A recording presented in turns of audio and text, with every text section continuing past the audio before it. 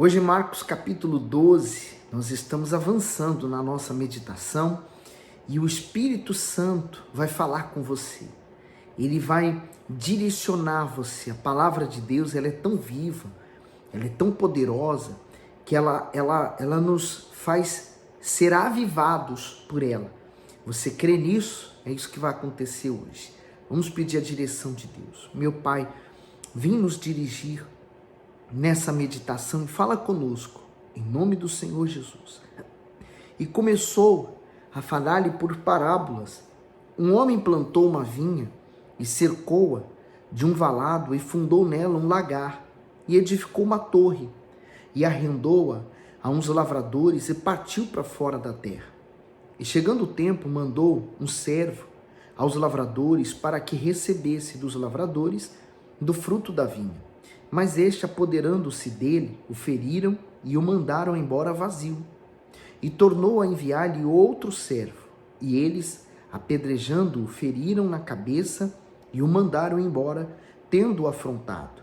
E tornou a enviar-lhe outro, e a este mataram, e a outros muitos, dos quais a uns feriram e a outros mataram. Tendo ele, pois, ainda seu filho amado, enviou também a este por derradeiro, dizendo: ao menos terão respeito ao meu filho. Mas aqueles lavradores disseram entre si: este é o herdeiro, vamos, matemo-lo, e a herança será nossa. E pegando dele, o mataram e o lançaram fora da vinha. Que fará, pois, o senhor da vinha? Virá e destruirá os lavradores e dará a vinha a outros? Ainda não leste esta escritura? A pedra que os edificadores rejeitaram, essa foi posta por cabeça da esquina? Isso foi feito pelo Senhor e é coisa maravilhosa aos nossos olhos. E buscavam prendê-lo, mas temiam a multidão, porque entendiam que contra eles dizia essa parábola, e deixando, foram-se. Então o Senhor Jesus mostrou exatamente o que estava acontecendo em Israel. Quantos profetas que Deus enviou tentando chamar a atenção do povo para que o povo se voltasse para Deus. O último deles, do Velho Testamento, foi Malaquias. Né? E Malaquias fala muito forte, né? Para o povo se voltar para Deus e tudo mais. Depois de Malaquias, passaram-se 400 anos em que a terra ficou em silêncio. Deus não levantou mais nenhum profeta, até aparecer João Batista. E João Batista, eles consideraram como um profeta, mas também mataram a João Batista, né? Por último, veio o Senhor Jesus, o Filho, e ainda assim mataram o Filho. Mas você vê o que a religião causa no ser humano, né? Ele causa uma divisão. A religião, ela causa um muro, ela causa uma separação. A religião, ela causa isso. Ela causa um bloqueio na vida das pessoas e impedem elas de conhecerem o Senhor Jesus. Então, aqui você está vendo exatamente o que está acontecendo, o que aconteceu naqueles dias. Então, Jesus usou essa parábola para mostrar o que eles estavam fazendo. Veja que estava mesmo diante dos olhos dele, tudo o que vinha acontecendo, mas eles se negavam a aceitar que Jesus fosse o Senhor e Salvador. E aí diz assim no 13, né? E enviaram-lhe alguns dos fariseus e dos herodianos para que apanhassem alguma palavra. Agora eles se juntaram, né?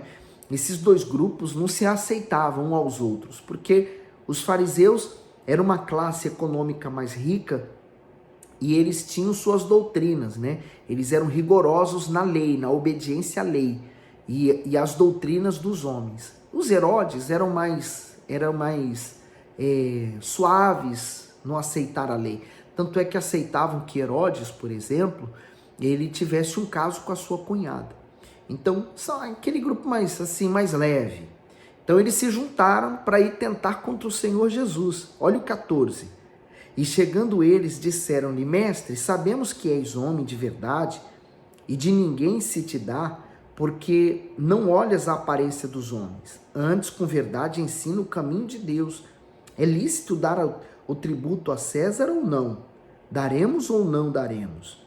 Então ele, conhecendo a sua hipocrisia, disse-lhes: por que me tentais? Trazei-me uma moeda para que eu veja. E eles lhe trouxeram e disseram-lhe: de quem é essa imagem e inscrição? E eles lhe disseram: de César. E Jesus respondendo disse-lhe: dai, pois, a César o que é de César, e a Deus o que é de Deus. E maravilharam-se dele. Então, quer dizer, eles tentando Jesus nessa palavra, né? Porque se Jesus dissesse que deveria pagar o imposto, naquele tempo eles pagavam o imposto para Roma. Então aquilo causava um desconforto tão grande neles, uma revolta tão grande neles, que eles não aceitavam ter que pagar isso para Roma. Mas o que acontece? Eles tinham que pagar, não tinha saída. Então, se Jesus dissesse que tinha que pagar, então eles se revoltariam contra Jesus e levava a multidão também a se revoltar. Mas como o Senhor Jesus falou: dai a César o que é de César e a Deus o que é de Deus, quer dizer, ele falou: faça o que tem que ser feito, mas não pode negar o que é de Deus. Então, Jesus colocou eles como se fosse na parede. Eles não tiveram como saída, né? Aí o Bispo Macedo diz assim, olha que forte esse comentário. A expressão dai a César o que é de César e a Deus o que é de Deus significa que devemos cumprir nossas responsabilidades não apenas com os homens, mas também com o Altíssimo. O Senhor Jesus ilustrou sua resposta aos religiosos com uma moeda em que havia a esfinge de César, o imperador.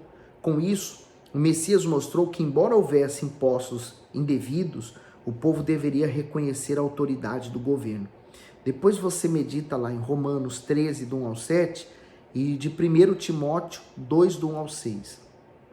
Isso nos ensina que o justo zela pelos seus compromissos com Deus e também com os homens. Portanto, não adianta ser fiel nas primícias e nas ofertas, por exemplo, mas ser infiel no casamento, ser um péssimo funcionário ou uma pessoa maledicente.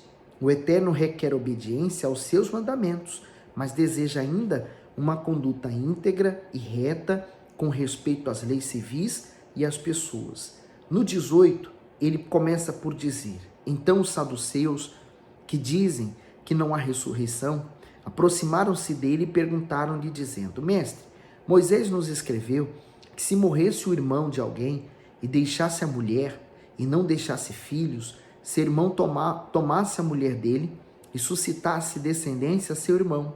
Ora, havia 7 irmãos, e o primeiro tomou a mulher e morreu sem deixar descendência. E o segundo também a tomou e morreu, e nem este deixou descendência, e o terceiro da mesma maneira. E tomaram-na os 7, sem contudo terem deixado descendência. Finalmente, depois de todos, morreu também a mulher. Na ressurreição, pois, quando ressuscitarem, de qual destes será a mulher? Porque os 7 a tiveram por mulher. E Jesus respondendo, disse-lhes: porventura, não errais vós, em razão de não saberdes as Escrituras, nem o poder de Deus? Porquanto, quando ressuscitarem dentre os mortos, nem casarão, nem se darão em casamento, mas serão como os anjos que estão nos céus. E acerca dos mortos que houverem de ressuscitar, não tendes lido no livro de Moisés como Deus lhe falou na sarça, dizendo: eu sou o Deus de Abraão, e o Deus de Isaque, e o Deus de Jacó. Ele não é Deus de mortos, mas Deus de vivos. Por isso vós errais muito. Então quer dizer, eles achavam que Jesus iria falar contra, eles estavam testando Jesus na palavra, né? Mas eles esqueceram que ele era o próprio Deus, né? Então na ressurreição, eles achando que na ressurreição, aquele homem então aquela mulher teria vários maridos. Pelo contrário, nos céus não vai haver diferença entre homem e mulher. Todos seremos almas, almas que foram salvas. Nós estaremos no gozo eterno. Não vai haver alegria maior do que essa. Quando você conhece a Deus, quando você tem um encontro com o Senhor Jesus, não tem alegria maior do que essa. Talvez a senhora que me assiste agora tenha tido filhos. É uma alegria imensa, né? A dor, ela é recompensada depois com uma alegria de ter um filho. Mas essa alegria não chega ao ponto da alegria da salvação, da alegria, o gozo eterno que vem dentro do seu ser. Por isso, lute por conhecer a Deus e se entregar ainda mais ao Senhor Jesus. Então ele diz assim agora no 28. E aproximando-se um dos escribas, que os tinha ouvido disputar, sabendo que lhe tinha respondido bem, perguntou-lhe: qual é o primeiro de todos os mandamentos? Essa pergunta é muito boa, porque aqui o Senhor Jesus conseguiu resumir toda a lei, tudo que ele havia escrito no alto do Monte Sinai, os 10 mandamentos que Deus havia dado para Moisés, para que o povo viesse se guiar por essa lei e não se desviar nem para a direita e nem para a esquerda. Olha qual a resposta do Senhor Jesus, foi brilhante, porque ele resumiu toda a lei de Deus. No 29, e Jesus respondeu-lhe: o primeiro de todos os mandamentos é: ouve, Israel, o Senhor nosso Deus é o único Senhor. Amarás, pois, o Senhor teu Deus de todo o teu coração, de toda a tua alma e de todo o teu entendimento e de todas as tuas forças. Este é o primeiro mandamento. E o segundo, semelhante a este, é: amarás o teu próximo como a ti mesmo, e não há outro mandamento maior do que esse. O Bispo Macedo diz, no comentário do versículo 30, ele diz: o primeiro mandamento é amar a Deus de todo o coração, de toda a alma, de todo o entendimento e de toda a força. Isso significa que ele deve ser amado com a nossa plena essência. De todo o coração expressa amar com sinceridade, com o que há de mais profundo em nosso ser. Simbolicamente, o coração abriga as emoções.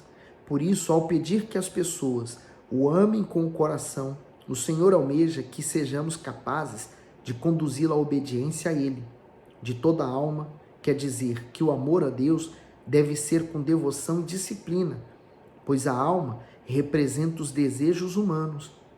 De todo o entendimento, significa amar o Altíssimo com a mente, tendo continuamente os pensamentos ocupados com a sua palavra, a fim de não pecarmos contra Ele.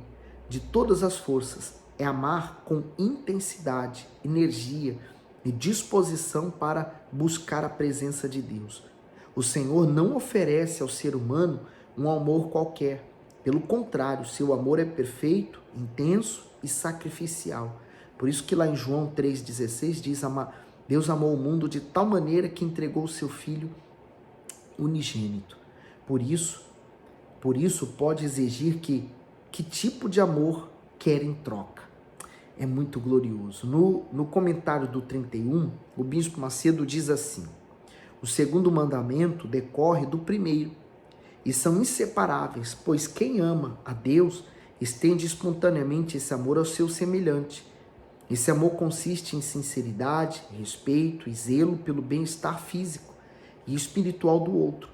Quem segue esse princípio divino com seu próximo não viola outros mandamentos, como o adultério, assassinato, roubo, perjúrio e cobiça.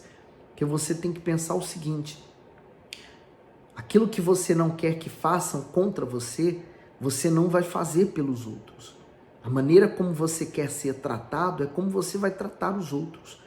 Quando você faz isso, você está cumprindo os 10 mandamentos. É muito bom. Quando nós andamos em obediência a Deus, cumprindo os mandamentos, sabendo que nós estamos em obediência, em fidelidade a Deus, há uma paz dentro da gente.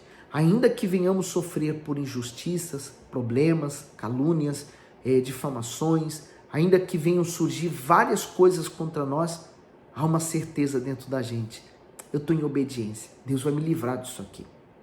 Olha o 32. E o escriba lhe disse: muito bem, mestre, e com verdade disseste que há um só Deus, e que não há outro além dele, e que amá-lo de todo o coração, de todo o entendimento, de toda a alma, de todas as forças, e amar ao próximo como a si mesmo, é mais do que todos os holocaustos e sacrifícios. E Jesus, vendo que havia respondido sabiamente, disse-lhes: não estais longe do reino de Deus. E já ninguém ousava perguntar-lhe alguma coisa. eu quero até destacar que ele fala assim: não estás longe do reino de Deus. Ele não havia chegado lá ainda, porque faltava ele descer daquele patamar do orgulho. Na verdade, ele foi ali para testar Jesus. Então, faltava um pouquinho mais. Se ele se rendesse um pouquinho mais, ele iria compreender quem estava diante dele e com quem ele estava falando. E aí ele iria honrar a Jesus como ele deveria ser honrado. No 35. E falando Jesus dizia, ensinando no templo, como dizem os escribas que o Cristo é filho de Davi. Porque o próprio Davi disse pelo Espírito Santo: o Senhor disse ao meu Senhor: assenta-te à minha direita, até que eu ponha os teus inimigos por escabelo dos teus pés. Pois se Davi mesmo lhe chama Senhor, como é logo seu filho? E a grande multidão ouvia de boa vontade e dizia-lhe em sua doutrina: guardai-vos dos escribas que gostam de andar com vestes compridas e das saudações nas praças, e das primeiras cadeiras nas sinagogas, e dos primeiros assentos nas ceias, que devoram as casas das viúvas, e isso com pretexto de largas orações. Estes receberão mais grave condenação, porque esses homens, eles eram respeitados em Israel. Então, as roupas que eles usavam transmitiam uma santidade, né? A atitude que eles tinham mostravam respeito. Então, eles iam para as praças, e normalmente a praça, diferente dos dias de hoje, né? Era onde havia o comércio, mas também onde se tratava, por exemplo, o julgamento. Havia os anciões ali para fazer o julgamento, onde se selava acordos. Então, era um lugar de muito movimento. Eles gostavam de ir para lá, para aqueles que olhassem para eles, chamassem eles de mestre. Então, o orgulho deles se enchia. Por isso que ele fala assim: olha, guardai deles. Quer dizer, você vendo o mau exemplo deles, não segue o que eles fazem. Então, eles gostavam dos primeiros assentos, quer dizer, o destaque. Eles gostavam do reconhecimento. Eles gostavam do elogio. Por isso que o elogio faz mal. Você não deve elogiar ninguém. Você deve orar por esse alguém. Então, ele diz assim, olha só, no 41. E estando Jesus assentado defronte da arca do tesouro, observava a maneira como a multidão lançava o dinheiro na arca do tesouro, e muitos ricos deitavam muito. Vindo, porém, uma pobre viúva, deitou 2 pequenas moedas, que valiam meio centavo. E chamando os seus discípulos, disse-lhes: em verdade vos digo que essa pobre viúva deitou mais do que todos os que deitaram na arca do tesouro. Porque todos ali deitaram do que lhe sobrava. Mas esta, da sua pobreza, deitou tudo o que tinha, todo o seu sustento. Essa é uma das passagens mais lindas que existe. Sabe por quê? Pelo fato do que essa viúva representou e o que ela fez. Naquele tempo, havia lembra que Jesus entrou e tirou os cambistas da porta do templo? Então, era exatamente assim que ficava. Havia algumas, tipo bilheteiras, onde a pessoa chegava com o dinheiro dela e ela trocava por um dinheiro do templo, que se chamava shekel. Então, esse shekel era um valor único, que a pessoa ia lá na bilheteira, trocava e ele levava esse valor para o templo. Então, digamos assim, mais ou menos nesses termos, né? Digamos que a oferta mínima seria 10 euros. Então, eu iria até essa bilheteira, trocaria o meu dinheiro por esse valor e levaria para dar como oferta. Então, essa viúva, na verdade, ela quebrou todas as regras do templo. Ela entrou com uma oferta que não era devida a dar. Esse meio centavo não valia absolutamente nada, não servia nem para ela. Mas a questão ali é que esse meio centavo que ela possuía era todo o sustento dela. Por isso que ela não foi na bilheteira para trocar pelo dinheiro do templo, porque aquele meio centavo não valia nada e nem daria para ela trocar por alguma oferta. Então ela entrou, ela violou as leis do templo e ela colocou a oferta dela, porque ela queria honrar a Deus.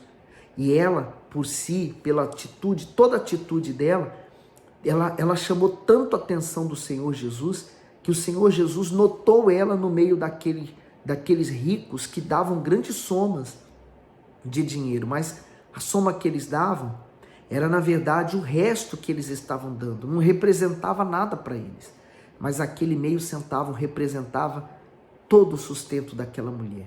É muito forte, sabe por quê? Isso te liberta de você ficar pensando, eu tenho pouco, eu isso, eu aquilo. Não, o que você tem, você apresenta para Deus e Deus recebe o que isso significa para você, não o valor. Porque os ricos davam soma, mas o Senhor Jesus não teve atenção para aquilo. O Senhor Jesus teve atenção para aquela viúva. E aquilo ali chamou a atenção dele. Eu espero que você, com as suas atitudes, com seus pensamentos, com o seu trabalho, com o seu serviço, venha chamar a atenção do Senhor Jesus também, tá bom?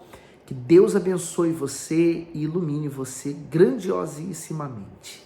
Fiquem com Deus.